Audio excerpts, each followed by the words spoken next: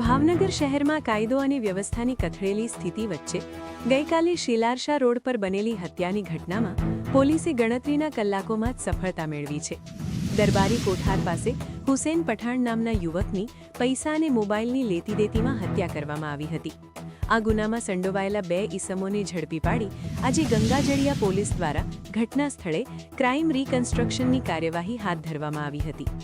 ભાવનગરના શેલારશા રોડ પર આવેલા દરબારી કોઠાર વિસ્તારમાં ગઈકાલે થયેલી સનસનાટીભરી હત્યાનો ભેદ ઉકેલાયો છે.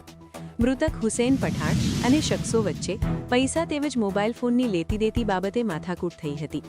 આ બોલાચાલીએ ઉગ્ર સ્વરૂપ ધારણ કરતા હુસેન પર તીક્ષ્ણ હથિયાર વડે જીવલેણ હુમલો કરવામાં આવ્યો હતો.